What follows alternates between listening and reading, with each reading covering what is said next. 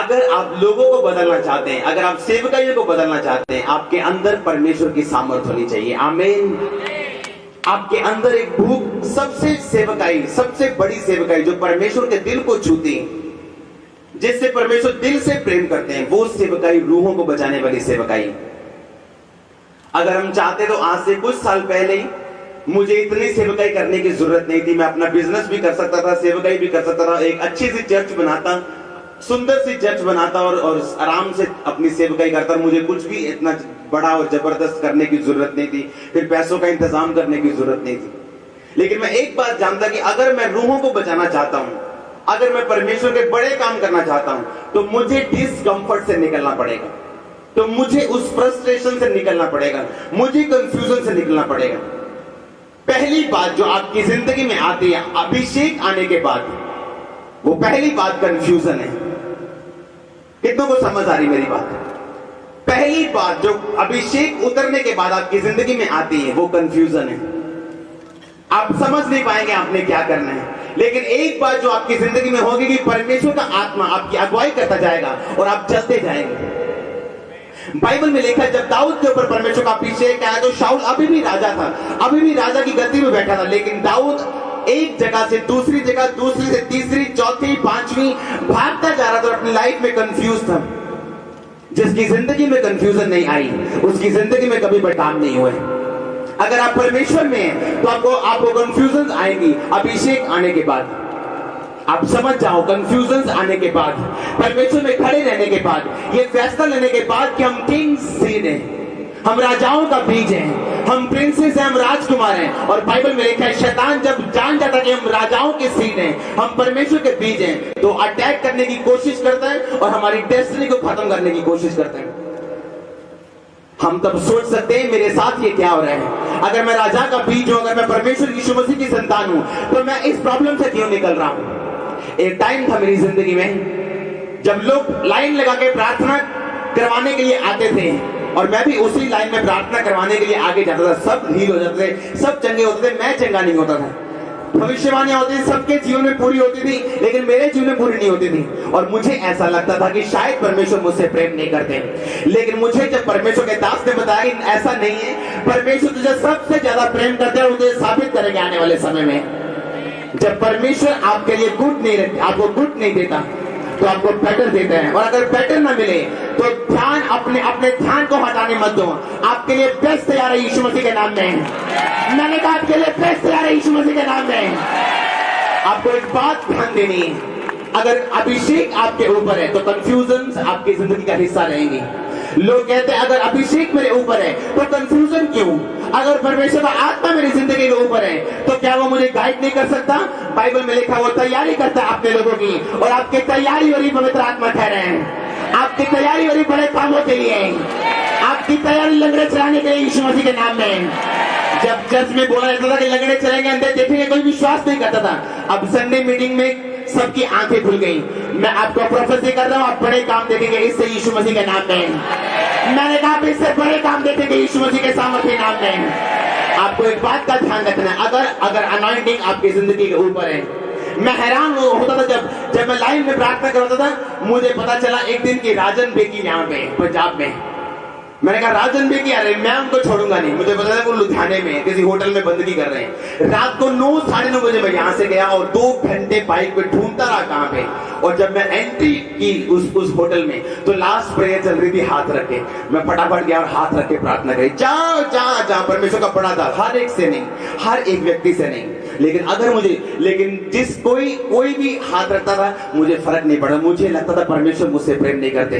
भविष्यवाणियां सबके लिए होती थी, लेकिन मुझे ऐसा लगता था कि शायद मुझे भूल जाते परमेश्वर, या मेरे सिर पे छाता लगा है, सब बारिश में और मैं छाते में हूँ। लेकिन परमेश्वर मुझे बड़े कामों के लिए तैयार कर रहे थे। मैं नहीं जानता कि बड़े कामों के लिए परमेश्वर ने मुझे चुना हुआ है, लेकिन मैं एक बात जानता कि मुझे सिर्फ खड़े रहकर परमेश्वर के कामों को देखना है। चाहे मेरे जीवन में एक भी भविष्यवाणी पूरी नहीं हो रही, मुझे चंगाई नहीं आ, लेकिन एक दिन मैं खड़ा होऊंगा लाखों लोगों को भविष्यवाणी करने के लिए यीशु मसीह के नाम में। अगर आप परमेश्वर की बात को समझ जाएं और उसकी योजनाओं को समझ जाएं, फिर आप कभी निराश नहीं होंगे कि ये सब भविष्यवाणियां सबके जीवन में पूरी हो रही। फलाना गवाही के साथ, ये गवाही के साथ, ये गवाही के साथ, मेरा नंबर कब आने वाला है। मैंने कहा आपका नंबर, आप 10 गवाहियों के साथ वापस आने वाले हैं यीशु मसीह के नाम में।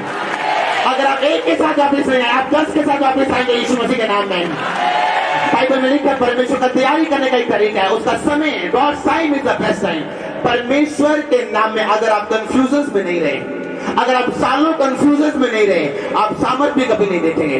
अगर आप सालों कंफ्यूजन में नहीं जी सके, तो आप कभी भी परमेश्वर की आत्मा की अगुवाई की तरह भी नहीं जी पाएंगे। जब परमेश्वर आपकी अगुवाई करना शुरू कर देंगे, बाइबल में लिखा है वो हमारी अगुवाई जीव और अचंभित के साथ करता है। जब आपकी जिंदगी में परमेश्वर का अभिषेक आता है, कंफ्यूजन आपकी जिंदगी का हिस्सा होते हैं, अटूट हिस्सा। आप लाख कोशिश करें कंफ्यूजन से बाहर आने के लिए, यदि परमेश्वर के दाज के द्वारा भी आप कंफ्यूजन से बाहर नहीं आ सकते, जब तक परमेश्वर ने आपका समय ठहराया है कि इस समय तक आप कंफ्यूजन में रहेंगे, इस समय तक आप दुख में रहेंगे, ये समय आपके तैयारी का है, ये समय आपका सिर्फ सुनने का और देखने का और समझने का है। हर एक व्यक्ति जो अपने समय को नहीं जानता, जो समय से पहले लोगों के सामने आ जाता है, गायब भी जल्दी हो जाता है। मैं जानता था इस बात को, मैं समय से पहले लोगों के सामने नहीं आऊंगा। मैं जानता परमेश्वर मेरी तैयारी कर रहे हैं, मैं ये बात जानता कि परमेश्वर मेरी अजीब और गंभीरता के साथ तैयारी कर रहे हैं, मेरी सीक्रेट में तैयारी कर रहे हैं। और अभी अगर परमेश्वर मुझे अपीयर कर देंगे तो मैं डिसअपीयर हो जाऊंगा, मैं गायब हो जाऊंगा। लेकिन परमेश्वर अपने टाइम में जब मुझे सामने रखेंगे तो मैं सदा चमकता रहूंगा सैटेलाइट की तरह। आमीन। आपका समय आ चुका, चमकेगा यीशु मसीह के सामर्थ्य नाम में। अगर आप इस बात को समझ जाएं और परमेश्वर के वचन पे खड़े होने का फैसला कर लें, और आप जानते हैं अगर आप परमेश्वर का अभिषेक आपके ऊपर है, अगर परमेश्वर ने चुना आपको राजा बनाने के लिए, तो कोई मायने नहीं शाऊल अगर अपनी कुर्सी पे आता हूं। बाइबल में लिखा शाऊल अपनी कुर्सी पे था, लोग आपके खिलाफ बोलने वाले हैं। अगर आप लगड़े भी चला देंगे तो आपके खिलाफ बोलने वाले हैं। वही आत्मा यीशु मसीह का जो तब लगड़े चलाता था, अंधे देखते थे, आज वही आत्मा इस चर्च में काम कर रहा है। और वही आत्मा के साथ एक यहूदा का आत्मा भी जो यीशु मसीह के साथ था, आज वो चर्चों में वो भी अभी भी परमेश्वर के साथ है। जो यीशु मसीह का आत्मा लगड़े चलाता था और यहूदा आज भी परमेश्वर के खिलाफ बोलता है, वो आज भी परमेश्वर के खिलाफ लोग आपके सामने हंसेंगे, लेकिन पीछे आपसे नफरत करेंगे। आपके सामने ही हा करेंगे, लेकिन पीछे आपके गिरने की कामना करेंगे। मेरा परमेश्वर आपको कभी गिरने न देगा यीशु मसीह के नाम में। मैंने कहा परमेश्वर कभी गिरने न देगा यीशु मसीह के नाम में। अगर आपको परमेश्वर के प्यार पे कॉन्फिडेंस है और उसके वचन पे कॉन्फिडेंस है, जब मैं 2004 में गवाही देता था, गवाही बन गई थी मेरी जिंदगी में। मैंने प्रार्थना करवाई, परमेश्वर ने मुझे आराम दे दिया। लेकिन जैसे मैंने गवाही देनी, मेरी बीमारी फिर वापस आ जानी। मैंने कहना मैं इस दुनिया का सबसे बड़ा कंफ्यूज इंसान हूँ। मैं इस दुनिया का सबसे बड़ा कंफ्यूज इंसान हूँ। पता नहीं परमेश्वर मेरी जिंदगी में क्या कर रहे हैं। जैसे मैंने गवाही देनी, शैतान ने फिर अटैक करना। लेकिन परमेश्वर ने मुझे समझाना कि खड़ा रहे, अड़ा रहे। तू नहीं जानता परमेश्वर के काम करने का तरीका, और शैतान भी जानता तू किंग सीड है। शैतान जानता तेरे ऊपर परमेश्वर की बड़ी योजनाएं, और वो तेरे जीवन को खत्म करने की कोशिश कर रहा है, और वो कर नहीं पाएगा अगर तू परमेश्वर का साथ दे और केवल परमेश्वर के साथ खड़ा रहे। आज जो बीमारियों की मैं गवाही देता था, मुझे अपने दिल में याद भी नहीं कि मेरी बीमारियां थी कैसी, मुझे महसूस कैसे होता था जब मैं बीमार था। आज परमेश्वर ने मुझे 101%, 100% जगह कर दिया यीशु मसीह के नाम में। लेकिन एक समय था जब मैं लड़ता था शैतान के साथ, एक समय था जब मैं कंफ्यूज था। अपनी गवाही को देने के बाद भी शैतान रोज मुझसे उसने लड़ना, रोज हर तरफ से उसने मुझे बांधने की कोशिश करनी। लेकिन अगर आप परमेश्वर में असली विश्वासी हैं, अगर आप बाइबल में उस विश्वासियों के जीवन को पढ़ें, दाऊद किस तरह पढ़ा, डैनियल किस तरह पढ़ा, परमेश्वर के लोग किस तरह पढ़े, यीशु मसीह किस तरह पढ़े। यीशु मसीह परमेश्वर के इकलौते बेटे होने के बाद भी 30 साल तक इंतजार करते रहे कि परमेश्वर मुझे इस्तेमाल करे। 30 साल तक यहोवा की वेट करते रहे और अपने आप को सिद्ध करते रहे, और जब समय आया परमेश्वर ने उन्हें इस्तेमाल किया। आपका समय, अपने पड़ोसी को बोलो तेरा एक समय है, उस समय में परमेश्वर तुझे इस्तेमाल करेंगे, अपनी योजनाओं को जाहिर करेंगे। आमीन। कंफ्यूजन्स एक विश्वासी, एक पास्टर, एक प्रॉफिट, एक अपोस्टल की जिंदगी का हिस्सा है। अगर वो कंफ्यूजन में नहीं रहा तो वो अपनी जिंदगी में कभी पावर को नहीं देख सकता।